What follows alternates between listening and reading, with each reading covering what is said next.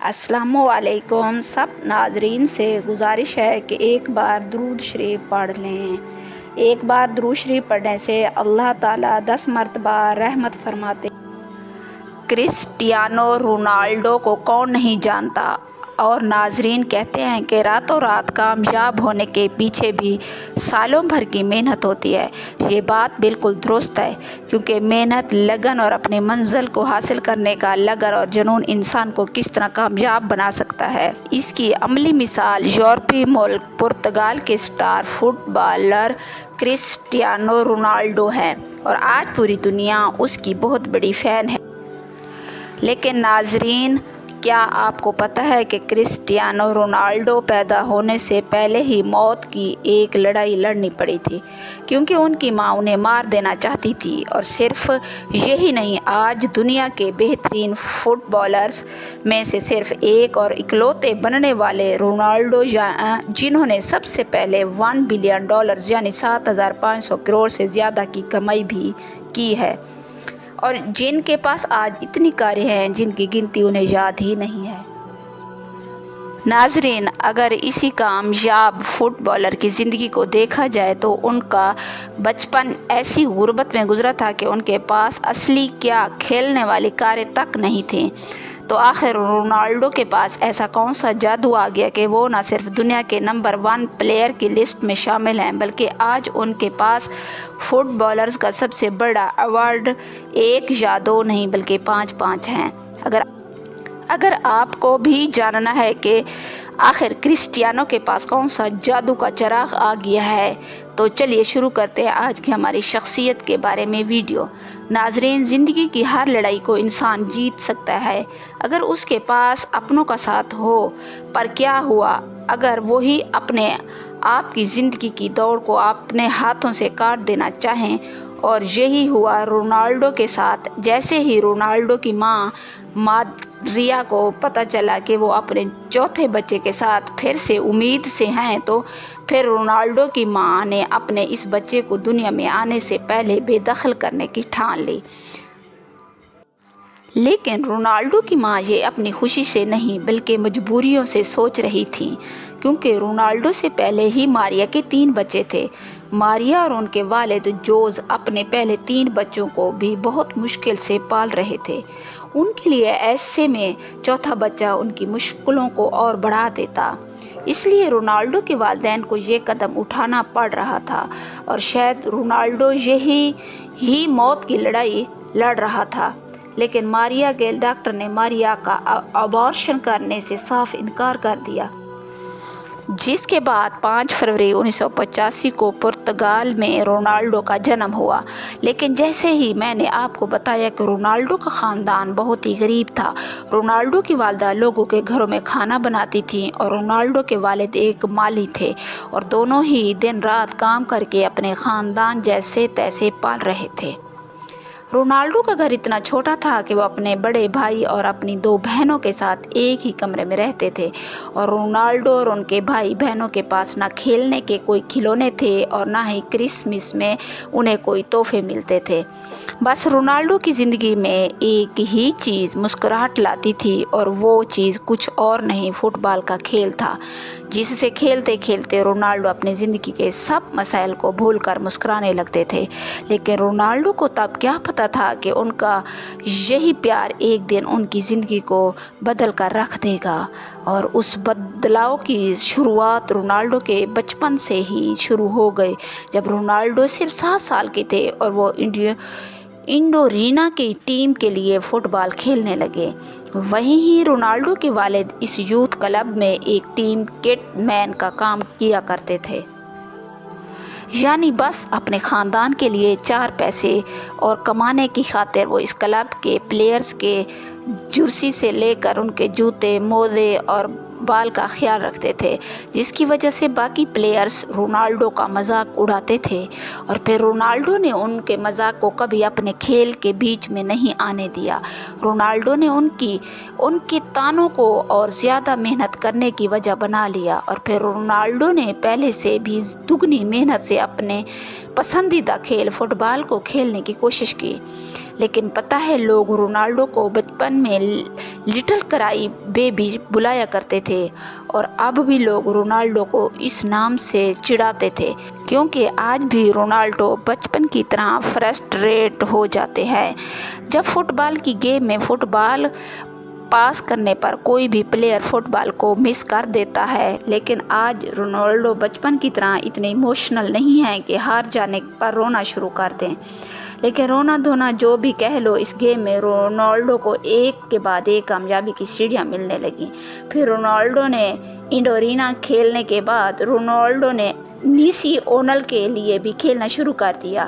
2 سال وہ اس کے لیے کھیلے اور پھر 1997 میں اسپورٹنگ کلب پرتگال کے ساتھ 3 دن ٹرائل کے بعد فوراً ہی اس کلب نے رونالڈو کو 1500 پاؤنڈ کے ساتھ ہائر کر لیا، اور پھر رونالڈو نے ان کے ساتھ کھیلنے لگے، اور صرف 11 سال کی عمر میں بھی رونالڈو فٹ بال کی ٹیم کے لیے آج کی طرح ہی بالکل پر امید اور پرعزم تھے۔ تبھی تو وہ اس عمر میں جہاں باقی بچے اپنے گھر میں بیٹھ کر زندگی گزارتے ہیں، رونالڈو نے اپنے خاندان کو الوداع کہا اور اپنے فٹ بال کے خواہاں کو پورا کرنے وہ اپنے شہر اور گھر سے دور لزبن جا کر رہنے لگے، جہاں پر انہوں نے اسپورٹنگ کلب پرتگال اکیڈمی کو اور نئے اسکول کو جوائن کر لیا، جہاں وہ پوری محنت اور اپنے آپ کو پہلے سے بہتر بنانے کی کوشش کرتے رہے۔ لیکن جیسے کہتے ہیں نا کہ ہر خوشی میں غم چھپا ہوتا ہے اور ہر اچھائی میں کہیں نہ کہیں برائی کا جنم ہوتا ہے، ویسے ہی جیسے ہر کامیابی کے پیچھے ہار کا اندھیرا لوگوں کی زندگی کے سورج کو ڈوبنے کی کوشش کرتا ہے، ایسے ہی کئی اندھیروں نے رونالڈو کی فٹ بال اور ترقی کے راستے میں آنے کی کوشش کی۔ اب رونالڈو کے پاس فٹ بال کھیلنے کا ٹیلنٹ اور کڑی محنت کا جذبہ تو تھا، لیکن جہاں وہ فٹ بال کے لیے ہر حد تک جنونی تھے، وہاں انہیں پڑھائی سے کوسوں دور بھاگنے کی بھی خواہش تھی۔ اس کے ساتھ ہی رونالڈو کی غریبی کی دلدل کا سایہ بھی پیچھے لزبن تک آ گیا تھا۔ یہی نہیں، ایک چھوٹے سے قصبے سے آئے رونالڈو کی زبان لزبن کے لوگوں سے الگ تھی، جس کی وجہ سے جب بھی وہ کچھ بولتے تھے تب لوگ ان کا مذاق اڑانے لگ جاتے تھے۔ اسی وجہ سے رونالڈو لزبن کے بچوں سے بات نہیں کر پاتے تھے۔ یہی سب وجہ تھی کہ رونالڈو ٹیچرز اور بچوں کے درمیان ایک صرف برے اسٹوڈنٹ تھے، جس کی وجہ سے رونالڈو کا بہت مذاق اڑایا جاتا تھا اور ٹیچرز بھی انہیں برا بھلا کہتے رہتے تھے۔ لیکن یہ سب کچھ چپ چاپ سہنے والے رونالڈو کے صبر کا پیمانہ تب ٹوٹ گیا جب رونالڈو کے ایک ٹیچر نے ان کی غریبی اور ان کی آواز کی نقل کر کے انہیں اور ان کے خاندان کو برا بھلا کہا، اور یہاں تک کہ ایک ٹیچر نے یہ تک کہہ دیا کہ رونالڈو اپنی زندگی میں کبھی کامیاب نہیں ہوگا، اور بس رونالڈو اپنے آپ کو قابو نہیں کر پائے، آؤ دیکھا نہ تاؤ، اور اپنے غصے میں اس ٹیچر پر ایک کرسی اٹھا کر پھینک ماری۔ اس کے بعد رونالڈو کے ساتھ ہونا کیا تھا؟ اسکول والوں نے رونالڈو کو اسکول سے نکال دیا، لیکن کیا صرف اس میں صرف رونالڈو کی غلطی تھی؟ کیا اس ٹیچر کو بچے کو سپورٹ کرنے کی بجائے مذاق اڑانا چاہیے تھا؟ ایسے کئی سوال اس وقت رونالڈو کے ذہن میں آئے، اور رونالڈو نے اپنی زندگی میں آئے اس اندھیرے کو مٹانے نہیں دیا۔ رونالڈو جو اس وقت صرف اور صرف 14 سال کے تھے، انہوں نے اپنی ماں سے کہا کہ وہ اب کبھی دوسرے اسکول نہیں جائیں گے، اور ماریا نے اپنے بیٹے کی بات مان لی۔ ماریا کو رونالڈو کے اوپر پورا بھروسہ تھا، وہ جانتی تھی کہ ان کا جو بیٹا بچپن میں چند دن موت سے لڑ کر بچا تھا، وہ اپنی زندگی میں کبھی بھی ہمت نہیں ہارے گا، اور رونالڈو نے اپنی پریکٹس پہلے سے زیادہ تیز کر دی۔ بچپن سے ہی رونالڈو کو بھاگنے دوڑنے کا شوق تھا، اور 15 سال کے رونالڈو کو اپنے ہمیشہ انرجیٹک رہنے کے راز کا تب پتہ چلا۔ انہیں پتہ چلا کہ انہیں ٹچیکارڈیا ہے۔ ٹچیکارڈیا ایک ہارٹ پرابلم ہے۔ اس میں انسان کا دل بنا دوڑے بنا بھاگے بھی اسی سپیڈ سے چلتا ہے جیسے کسی دوڑ کر آئے انسان کا، اور یہاں تک کہ ڈاکٹرز نے انہیں فٹ بال کھیلنے سے منع کر دیا تھا، جبکہ صبح اور شام فٹ بال کی پریکٹس کرنے والے رونالڈو کا یہ منظور نہیں تھا۔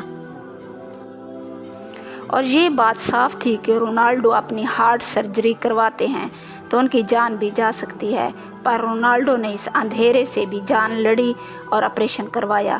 इस जानलेवा ऑपरेशन से कामयाब होकर आए और थोड़े ही दिनों बाद उन्होंने अस्पताल से डिस्चार्ज ले लिया और देखते ही देखते कुछ ही हफ्तों में रोनाल्डो ने अपनी प्रैक्टिस शुरू कर दी। रोनाल्डो को अपनी सर्जरी के बाद जल्द ही एक नया चांस भी मिल गया, लेकिन ये नई शुरुआत अकेले नहीं आई थी। इस शुरुआत के बाद रोनाल्डो को ऐसी कामयाबी मिली कि वो फुटबॉल के तख्त के बादशाह पर बैठे हैं। ये कहानी ऐसी है कि स्पोर्टिंग पुर्तगाल क्लब के लिए खेलने वाले रोनाल्डो ने 7 अगस्त 2007 को मैनचेस्टर यूनाइटेड के साथ एक मैच खेला था। मैनचेस्टर के पहुंचे हुए खिलाड़ियों की 2-1 से हार हो गई थी, लेकिन अपनी हार के बाद मैनचेस्टर यूनाइटेड रोनाल्डो के मैच से इतनी मुतासिर हुई कि उन्होंने मैनेजर एलेक्स के पास जाकर अपनी टीम में शामिल होने की दरख्वास्त भेज दी और अपनी टीम की तरह ही 18 साल के रोनाल्डो से मुतासिर एलेक्स ने भी अपनी पूरी जान और पैसा लगा दिया और फिर 26 करोड़ में रोनाल्डो को अपनी टीम के लिए 12 अगस्त 2003 को अपनी टीम को साइन कर लिया, जो उस वक्त किसी भी 18 साल के प्लेयर को साइन करने की सबसे बड़ी रकम थी। यही नहीं, रोनाल्डो पहले पुर्तगाल प्लेयर थे जैसे मैनचेस्टर यूनाइटेड ने अपनी टीम में शामिल किया और रोनाल्डो ने भी शामिल होने के बाद एलेक्स को नाकाम नहीं किया और एलेक्स ही वो इंसान थे जिसने रोनाल्डो को 7 नंबर की जर्सी दी, जो आज तक रोनाल्डो की जर्सी का नंबर है।